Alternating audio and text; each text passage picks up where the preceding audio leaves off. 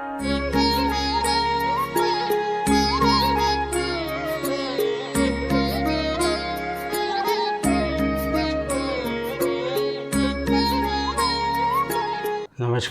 शुभम भूयात के इस कार्यक्रम में आपका स्वागत है।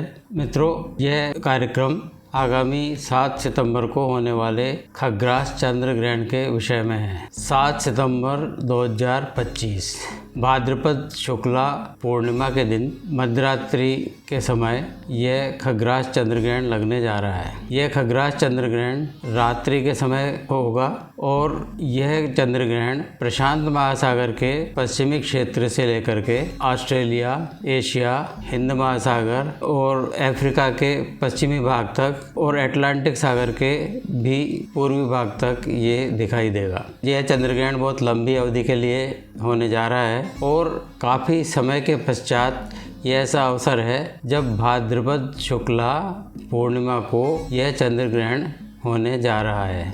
अर्थात जो महालय श्राद्ध हैं, कन्यागत श्राद्ध हैं, उनके पूर्णिमा के दिन, पूर्णिमा का श्राद्ध जिस दिन होता है उसी दिन यह चंद्र ग्रहण होगा। और दूसरी विलक्षण बात यह है कि इस कन्यागत श्राद्ध के अंतिम दिन, अमावस्या के दिन, सूर्य ग्रहण भी होने जा रहा है। यद्यपि वह सूर्य ग्रहण भारत में दिखाई नहीं देगा, लेकिन विश्व के अन्य भागों में वह दिखाई देगा। तो इस प्रकार यह जो कन्यागत श्राद्ध है, यह जो महालय श्राद्ध हैं, इसके दोनों ओर, पूर्व में पूर्णिमा को और अंत में अमावस्या के दिन दोनों ओर ग्रहण होने जा रहे हैं। यह ऐसा अवसर काफ़ी लंबे समय से होने जा रहा है। कहा जा रहा है कि कुछ लोग कह रहे हैं कि बहुत 100 साल बाद होने जा रहा है। तो यह ग्रहण इस प्रकार कन्यागत श्राद्ध के दोनों ओर जो होने जा रहा है, यह लगभग 100 वर्ष के अंतराल के बाद होने जा रहा है।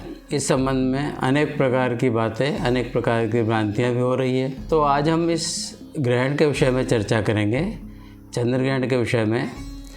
चंद्र ग्रहण के 3 पक्ष हैं। एक तो खगोलीय पक्ष, एक जो है धार्मिक पक्ष और एक ज्योतिषीय पक्ष। तो हम थोड़ा थोड़ा तीनों विषयों पर चर्चा करने जा रहे हैं।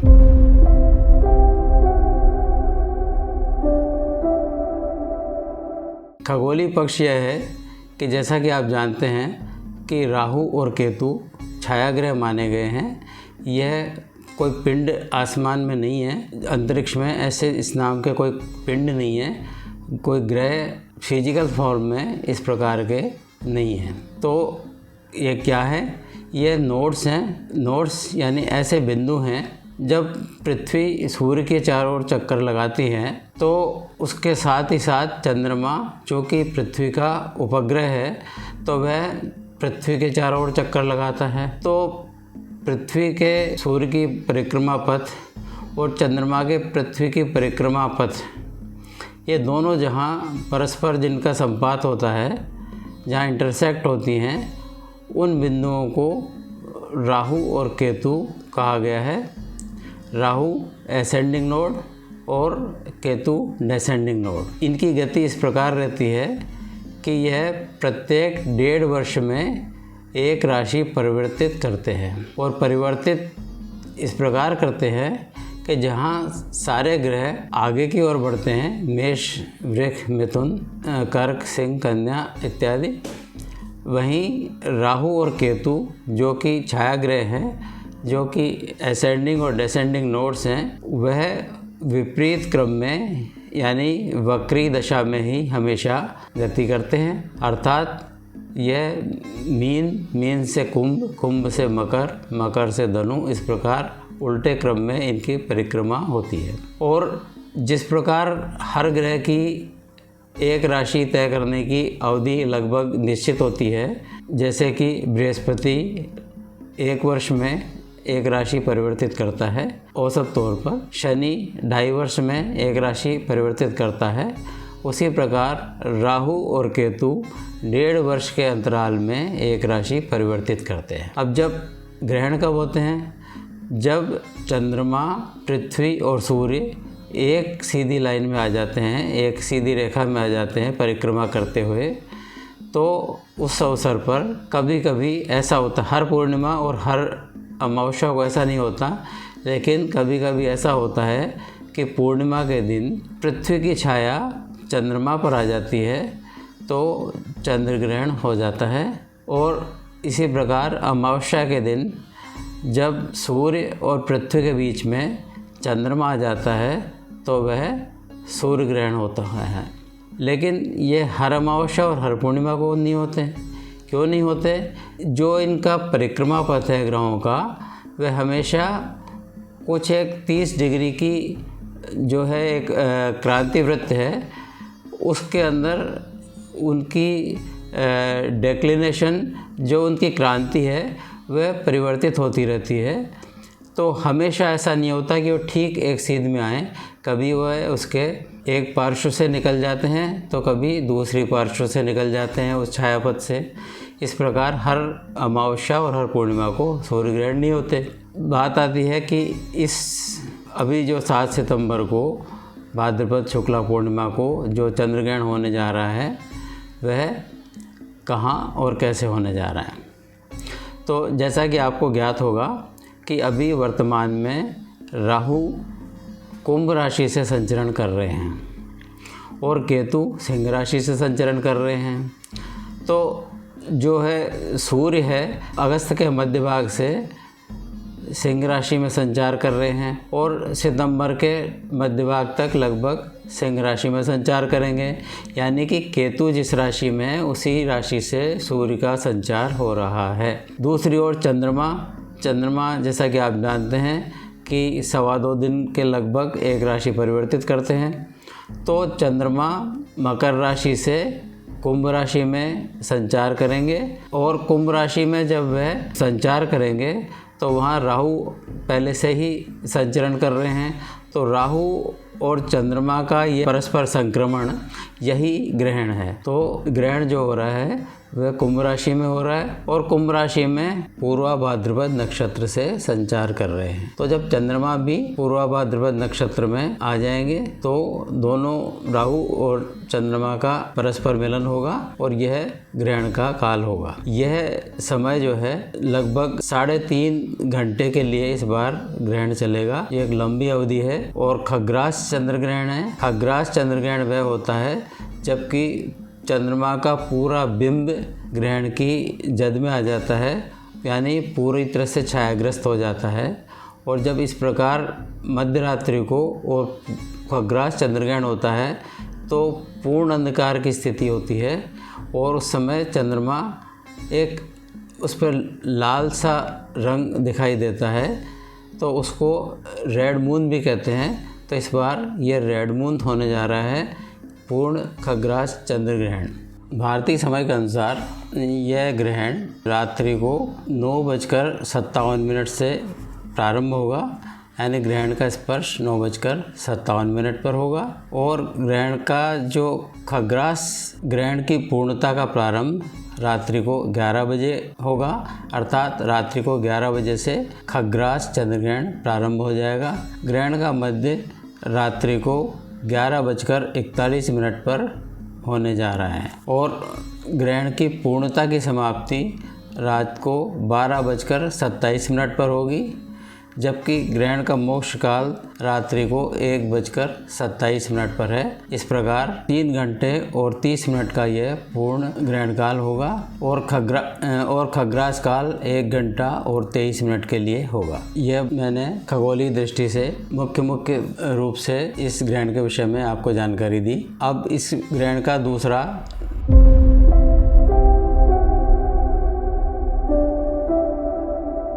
धार्मिक मान्यताओं का पक्ष है। जो धार्मिक मान्यताएं पूर्व में कुछ कथाओं के माध्यम से बताई गई होती है, पौराणिक कथाओं में, वह सांकेतिक होती है और संकेत के तौर पे वह सामान्य जन किस प्रकार समझ सकता है उसके लिए एक कथा के रूप में प्रस्तुत की जाती है। लेकिन उसके पीछे, उसकी गणना के पीछे वैज्ञानिक आधार अवश्य होता है और उसी के आधार पर पूर्व में गणना की जाती रही है। भारत में सैकड़ों नहीं हजारों वर्षों से ग्रहण की इस प्रकार गणना होती रही है। लेकिन जो दृश्य जगत में हम कुछ दिखाई देखते हैं, उसके आगे भी हमारे ऋषि महर्षियों ने कुछ अनुभव किए होते हैं और उनके आधार पर कुछ धार्मिक मान्यताएं कुछ परंपराओं से और कुछ उनकी अनुभव के आधार पर स्थापित होती हैं। तो वह मान्यताएं किस प्रकार से हैं उसकी एक संक्षिप्त चर्चा हम करेंगे। ग्रहण का जो सूतक काल है वह खग्रास चंद्र ग्रहण में 3 प्रहर पूर्व से प्रारंभ होता है। तो जैसा मैंने आपको बताया कि रात्रि को ग्रहण स्पर्श 9:57 पे होगा, तो 3 प्रहर अर्थात 9 घंटे पूर्व दोपहर 12:57 से ग्रहण का सूतक काल प्रारंभ हो जाएगा। मान्यता है कि ग्रहण के सूतक काल में भगवान की पूजा अर्चना, ऐसी पूजा अर्चना जिसमें भगवान का स्पर्श है, स्नान है, भोग है, आरती है, इस प्रकार की पूजा अर्चना नहीं की जाती है। प्रायः मंदिरों में पट बंद ही रहते हैं और इससे पूर्व पूजा संपन्न कर ली जाती है और ग्रहण के मोक्ष काल के पश्चात फिर पूजा प्रारंभ की जाती है। सामान्य स्वस्थ जनों के लिए ये आग्रह रहता है कि वह सूतक काल में भोजनादिक नहीं करें और बाल और वृद्ध और रोगी के लिए उनको ये छूट रहती है कि वह इस काल में आवश्यकता अनुसार अपनी औषधि भोजन आदि ले सकते हैं। लेकिन जो ग्रहण का मुख्य काल है उसमें प्रायः किसी भी प्रकार का आहार अथवा पान करना निषिद्ध ही माना जाता है। जो ग्रहण काल के अंदर इसके अतिरिक्त जहाँ तक ग्रहण काल में क्या कर्तव्य हैं, तो ग्रहण काल एक अलग प्रकार का समय होता है जब एक विशेष प्रकार की रेखीय व्यवस्था में पृथ्वी, चंद्र और सूर्य रहते हैं। तो एक विशेष प्रकार की ऊर्जा का प्रभाव पृथ्वी पर होता है, जिसका प्रभाव प्रकृति में भी देखा जाता है और मानव के मनोमस्तिष्क में भी देखा जाता है। उसके आधार पर यह धार्मिक व्यवस्था स्थापित है कि ग्रहण काल में प्रत्येक व्यक्ति को अपने जो भी उसको गुरु मंत्र हो या कोई और जो भी इष्ट देवता का मंत्र हो उसका जप वह करे। जप और ध्यान ग्रहण काल में श्रेष्ठ रहते हैं और ऐसा कोई पाठ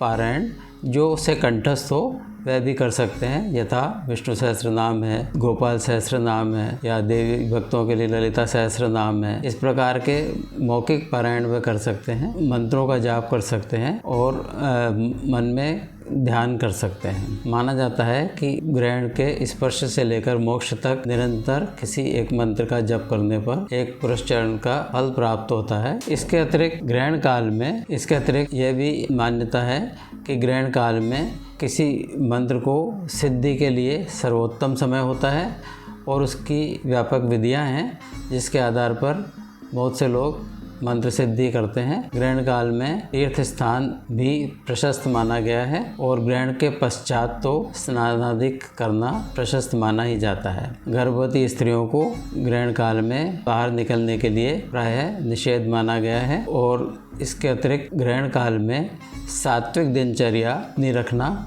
यह भी प्रशस्त माना गया है। यह होगी बात धार्मिक मान्यताओं की, परंपराओं की। अब बात आती है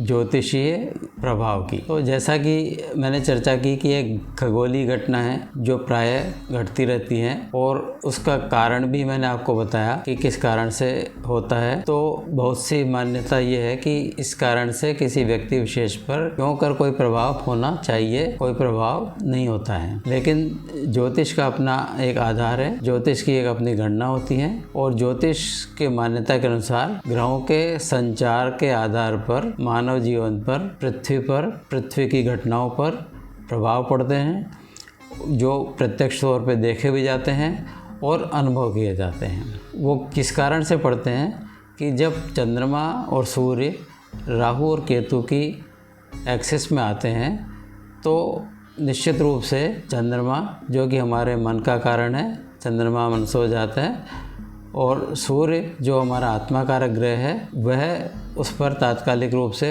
राहु और केतु का प्रभाव पड़ता है। फिर प्रत्येक व्यक्ति जिसका अलग अलग लग्न होता है या अलग अलग राशि होती है तो वह किस राशि का है या किस लग्न का है उसकी राशि जन्मपत्री अथवा राशि के अनुसार चंद्रमा किसी न किसी स्थान का स्वामी होता है और किसी स्थान पर बैठा होता है। तो जिस स्थान का स्वामी है और जहाँ बैठा है वह राहु केतु के एक्सिस में आने पर उस स्थान पर जहाँ का वह स्वामी है और जहाँ वह बैठा है दोनों स्थान पर कुछ न कुछ प्रभाव कुंडली के अनुसार पड़ता है और यही ज्योतिष की ग्रहण का फल का आधार है। यह हो गए ज्योतिषीय कारण। सामान्य रूप से इसकी गणना राशि के आधार पर भी की जा सकती है और लग्न के भी आधार पर की जाती है। दोनों प्रकार से ग्रहण के प्रभावों की गणना की जाती है। जैसे अपने लग्न की जानकारी है वह लग्न के अनुसार देख सकते हैं और राशि के अनुसार भी इसके फल के बारे में विचार किया जा सकता है। तो ज्योतिषी आधार पर हम प्रत्येक राशि पर इस ग्रहण का क्या प्रभाव पड़ेगा इसकी हम चर्चा करेंगे। तो सबसे पहले मेष राशि की चर्चा करेंगे। मेष राशि में अथवा मेष लग्न में चंद्रमा 11वें राशि में संचार कर रहा होगा, कुंभ राशि में, और कुंभ राशि में ही राहु का संचरण है और सूर्य और केतु पंचम भाव में रहेंगे। तो जो 5वीं और 11वें भाव की एक्सेस है इस पर प्रभाव पड़ना है। चंद्रमा मेष राशि वालों के लिए अथवा मेष लग्न वालों के लिए चतुर्थ भाव का स्वामी है जो कि एकादश भाव में स्थित होगा। तो इस कारण से ग्रहण के कारण मेष राशि वालों अथवा मेष लग्न वालों के लिए उनकी माता, उनके गृह के सुख और मन की शांति तीनों पर प्रभाव पड़ेगा। उनका जो लाभ स्थान है तो वह जो निवेश करने जा रहे हैं वह भी ग्रहण के समय ध्यान से करें, क्योंकि जो निवेश का निर्णय है वह इस समय टालें और कुछ समय पश्चात करें तो लाभदायक रहेगा। यद्यपि एकादश भाव में राहु का होना बुरा नहीं माना जाता, लेकिन ग्रहण के कारण कुछ मानसिक स्थिति, माता की स्थिति और घर परिवार की शांति की स्थिति प्रभावित अवश्य होगी। अब चर्चा करते हैं वृष राशि की। वृष राशि में राहु का संचरण दशम भाव से हो रहा है और केतु चतुर्थ भाव से हो रहा है।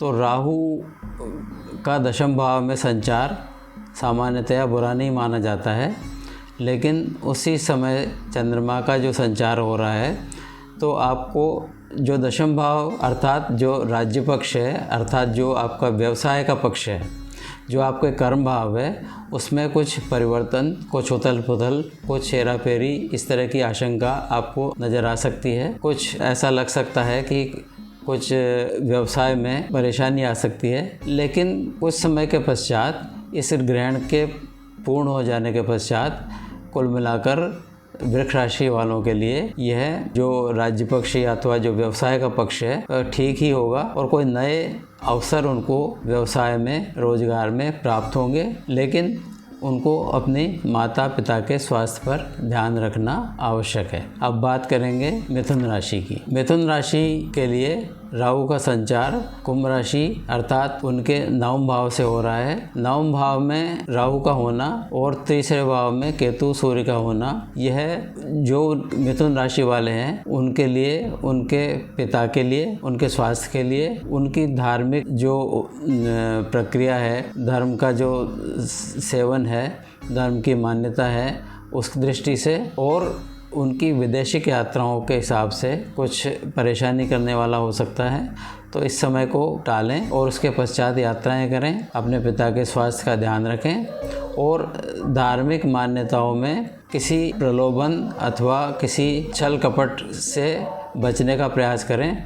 हो सकता है आपको इस तरह के प्रलोभन या किसी प्रकार के छल से धर्मांतर के विषय में आपको आग्रह किया जाए, आपका मन विचलित हो, उससे सावधान रहें। मिथुन राशि वालों के लिए गणेश जी की आराधना श्रेष्ठ रहेगी। इसके पश्चात कर्क राशि। कर्क राशि के लिए यह चंद्र ग्रहण अष्टम भाव से होकर के हो रहा है। अष्टम भाव में राहु और चंद्रमा रहेंगे और द्वितीय भाव में सूर्य और केतु रहेंगे। चंद्रमा कर्क राशि वालों के लिए लग्नेश है, उसका अष्टम भाव में रहना और राहु के साथ रहना उनके स्वास्थ्य की दृष्टि से और मानसिक शांति की दृष्टि से थोड़ा सा परेशानी वाला है। उनको चाहिए कि भगवान शंकर की आराधना करें, अपने इष्ट देव की आराधना करें और शांति से समय व्यतीत करने का प्रयास करें। इसके पश्चात सिंह राशि। सिंह राशि के लिए यह चंद्र ग्रहण सप्तम भाव में होने जा रहा है और लग्न में सूर्य और केतु रहेंगे। यह भी जो है सिंह राशि वालों के लिए अथवा सिंह लग्न वालों के लिए बहुत शुभ स्थिति नहीं मानी जाती है। यह उनके वैवाहिक संबंधों में और उनके प्रेम संबंधों में बाधा करने वाला है। साथ ही यदि कोई साझेदारी संबंधी कोई आप विचार कर रहे हैं, कोई निर्णय कर रहे हैं अथवा कुछ साझेदारी चल रही है तो उसमें कुछ परेशानी आ सकती है। इस स्थिति में आपको भगवान सूर्य की आराधना करनी चाहिए और गायत्री मंत्र का जाप करना चाहिए। अब है कन्या राशि। कन्या राशि में ग्रहण छठे भाव में हो रहा है। छठे भाव में राहु रोग, ऋण और रिपु का नाश करने वाला होता है, लेकिन साथ में छठे भाव में जो चंद्रमा है वह लाभेश होकर के छठे भाव में होगा। तो लाभ का स्वामी छठे भाव में आना को राहु से ग्रस्त होना, तो आपको कुछ भी जो है निवेश संबंधी मामलों में थोड़ा सा ध्यान रखना होगा। इसके अलावा अपनी दिनचर्या को थोड़ा सा नियमित करें और ध्यान करें। बाकी कुल मिलाकर कन्या राशि या कन्या लग्न के लिए यह ग्रहण अशुभ नहीं है, ठीक है। अगली राशि है तुला। तुला राशि अथवा तुला लग्न वालों के लिए यह ग्रहण पांचवें भाव में, जहाँ कुंभ राशि स्थित है वहाँ बन रहा है। तुला लग्न वालों के लिए पांचवें भाव में ग्रहण होने से उनको संतान संबंधी कुछ चिंता हो सकती है। गर्भवती महिलाओं को थोड़ी सावधानी रखनी होगी। इसके अतिरिक्त जो अध्ययनशील छात्र हैं उनके लिए भी अध्ययन में कुछ विघ्न का अवसर आ सकता है। इसके अतिरिक्त यदि आप कोई स्पेकुलेशन करते हैं तो उसमें भी सावधानी रखें। इसमें कुछ गलत निर्णय हो सकते हैं, आपको हानि हो सकती है। और पंचम भाव प्रेम प्रसंगों का भी है।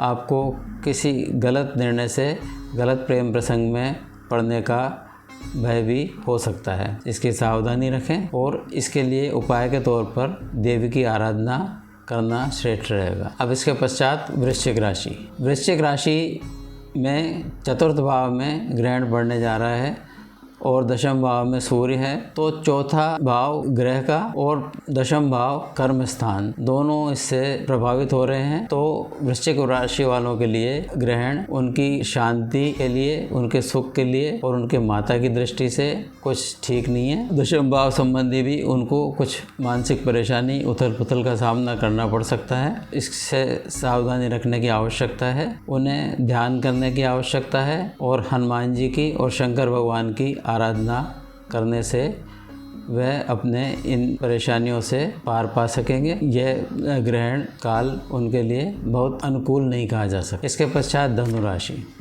धनु राशि में ग्रहण तीसरे भाव में आ रहा है। तीसरे भाव में राहु का होना खराब नहीं माना जाता है। तो कुल मिलाकर के यह ग्रहण काल अनुकूल ही है। फिर भी छोटी मोटी निकट की यात्राएं और पास पड़ोस के संबंधों, संचार संबंधी मामलों में थोड़ी सी सावधानी रखने की आवश्यकता है। कुल मिलाकर के विष्णु सहस्त्रनाम का पाठ करके और आप अपने इस ग्रहण काल को और सुखपूर्वक व्यतीत कर सकते हैं। मकर राशि।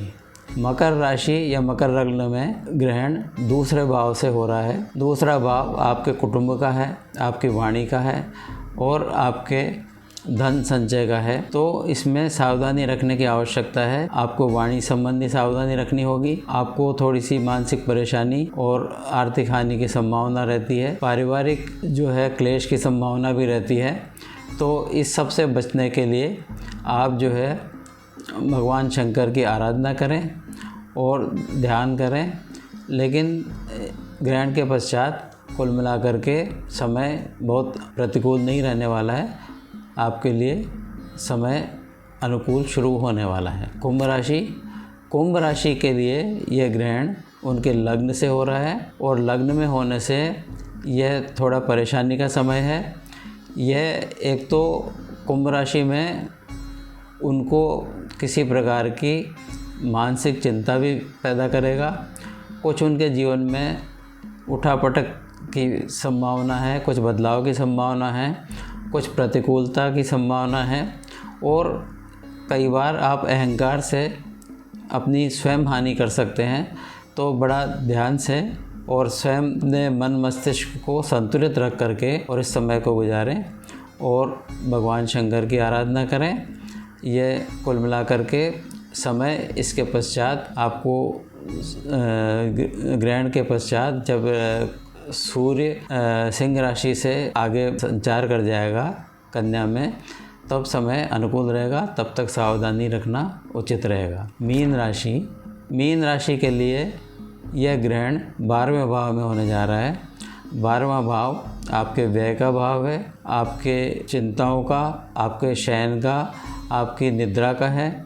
तो इस ग्रहण से आपके निद्रा में भंग होना, अनावश्यक व्यय होना और मानसिक चिंता, कोई गुप्त रहस्य बाहर आने की चिंता और किसी गुप्त शत्रु के सक्रिय होने की चिंता हो सकती है। इन सब से निराकरण के लिए आपको भगवान विष्णु की आराधना करनी चाहिए, विष्णु सहस्त्र नाम का पाठ करना चाहिए। इस प्रकार मैंने आपको 12 राशि और 12 लग्नों के लिए ग्रहण में क्या सामान्य तौर पर प्रभाव पड़ेंगे उसके बारे में चर्चा की और उसका प्रत्येक राशि और लग्न के लिए उनको क्या आराधना और क्या उपाय करना चाहिए उसके बारे में चर्चा की। लेकिन जो एक सर्वविद उपाय है वह यह है कि सभी राशि के लिए अपने अपने इष्ट की आराधना करें, मन मस्तिष्क को शांत रखें और कोई विशेष निर्णय, यदि कोई महत्वपूर्ण निर्णय आप करने जा रहे हो तो इस ग्रहण काल को टाल करके और उसके पश्चात करें तो ठीक रहेगा।